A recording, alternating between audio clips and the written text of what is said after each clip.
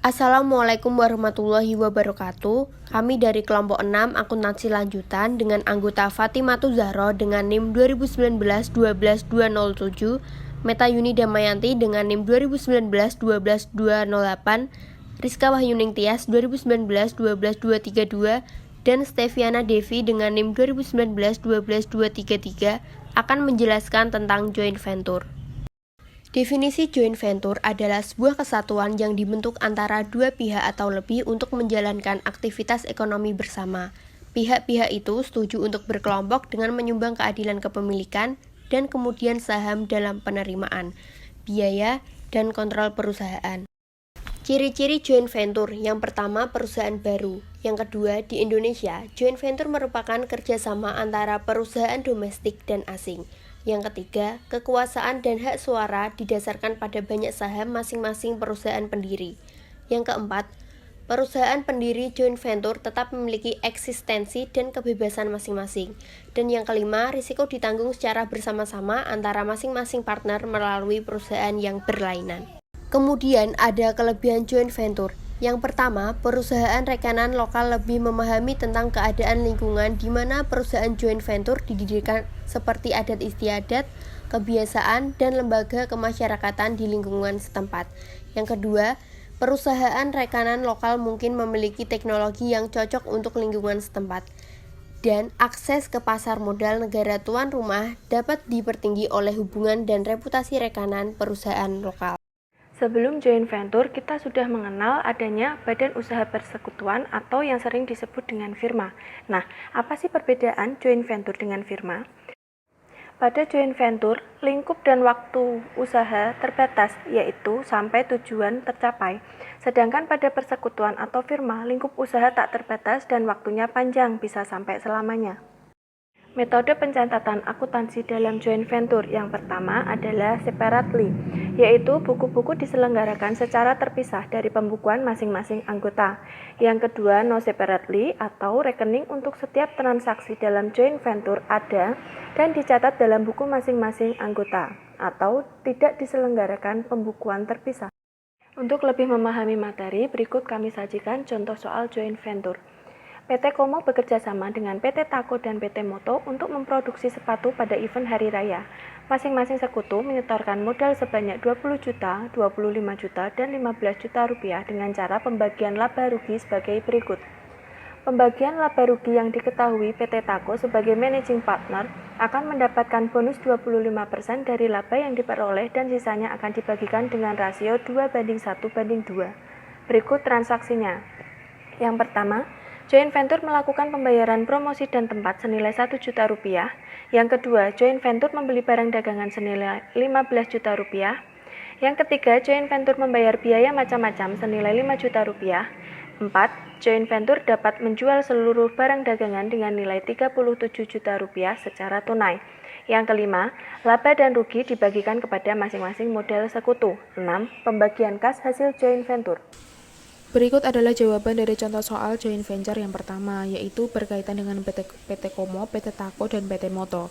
Transaksi pertama ialah terkait dengan setoran modal awal.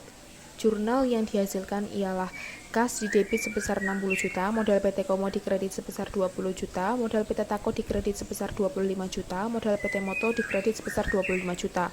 Kemudian, pencatatan masing-masing dari PT ialah PT Komo investasi joint venture sebesar 20 juta di debit, kas dikredit sebesar 20 juta. Untuk PT Tako, investasi joint venture di debit sebesar 25 juta, kas dikredit sebesar 25 juta. Untuk PT Moto, investasi joint venture di debit sebesar 15 juta dan kas dikredit sebesar 15 juta. Transaksi selanjutnya ialah berkaitan dengan pembayaran promosi dan tempat. Jurnal yang dihasilkan ialah biaya di debit sebesar 1 juta, kas dikredit sebesar 1 juta. Transaksi selanjutnya ialah berkaitan dengan pembelian barang dagangan. Jurnal yang dihasilkan ialah persediaan di debit sebesar 15 juta, kas dikredit sebesar 15 juta.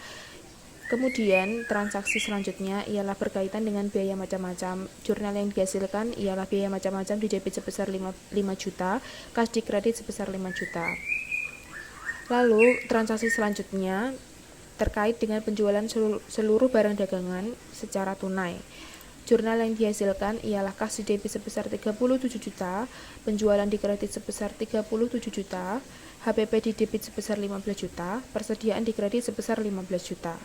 Transaksi selanjutnya ialah terkait dengan laba dan rugi dibagikan kepada masing-masing modal sekutu atau para anggota. Transaksi yang dihasilkan ialah penjualan di debit sebesar 37 juta, HPP di kredit sebesar 15 juta, laba rugi di kredit sebesar 22 juta. Kemudian, pembagian kas hasil joint venture pada masing-masing anggota. Jurnal yang dihasilkan ialah Jurnal yang dihasilkan adalah laba rugi di debit sebesar 22 juta, modal PT Komo di kredit sebesar 6.600.000, modal PT Tako di kredit sebesar 8.800.000, modal PT Moto di kredit sebesar 6.600.000. Kemudian transaksi untuk masing-masing anggota ialah untuk PT Komo, investasi joint venture di debit sebesar 6.600.000, kas di kredit sebesar 6.600.000. Untuk PT Tako, investasi joint venture di debit sebesar 8.800.000, kas di kredit sebesar 8.800.000. Kemudian PT Moto, investasi joint venture di debit sebesar 6.600.000, kas di kredit sebesar 6.600.000.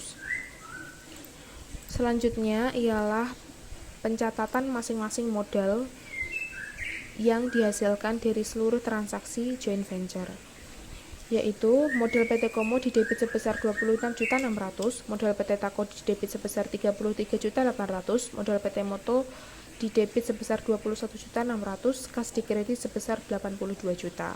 Untuk masing-masing PT dilakukan pencatatan tersendiri, yaitu untuk PT Komo, kas di debit sebesar 26.600.000, investasi joint venture di kredit sebesar 26.600.000. Untuk PT Tako, kas di debit sebesar 33.800.000, investasi joint venture di kredit sebesar 33.800.000. Untuk PT Moto, kas di debit sebesar 21.600.000, investasi joint venture di kredit sebesar 21.600.000.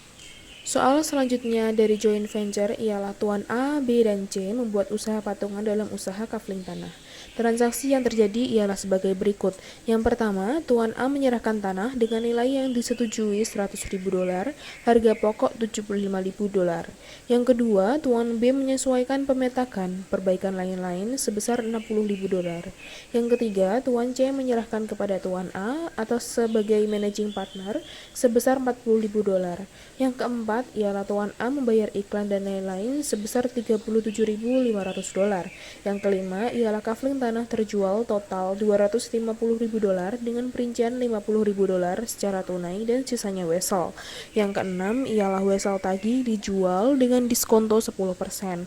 Yang ketujuh ialah perhitungan laba bersih dan distribusi komisi Tuan A sebesar $5.000, komisi Tuan A sebesar $5.000 karena sebagai penagih partner.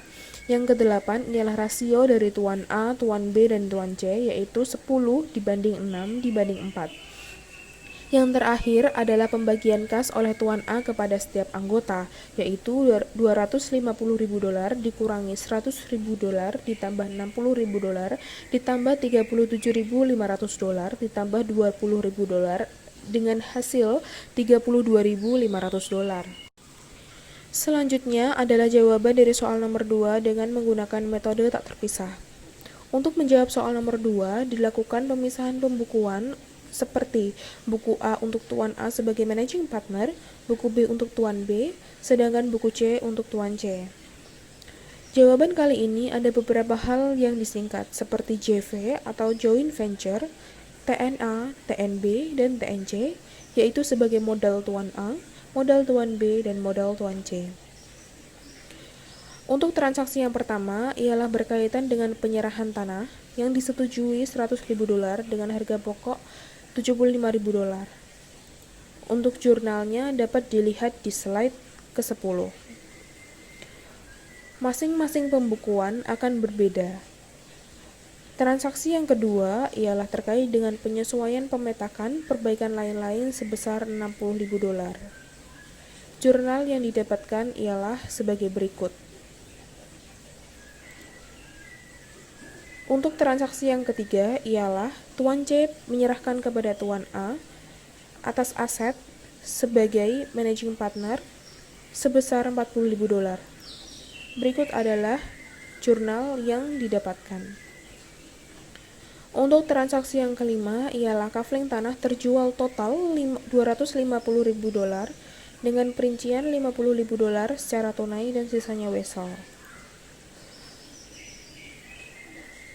Untuk transaksi nomor 5, sisa wesel tagih yaitu sebesar $200.000.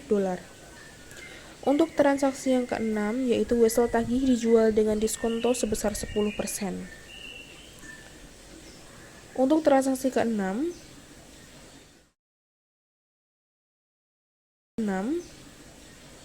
nilai 10% dari wesel tagih yang dijual ialah sebesar $20.000. Untuk transaksi yang ketujuh ialah terkait dengan perhitungan laba bersih dan distribusi komisi Tuan A sebesar $5.000.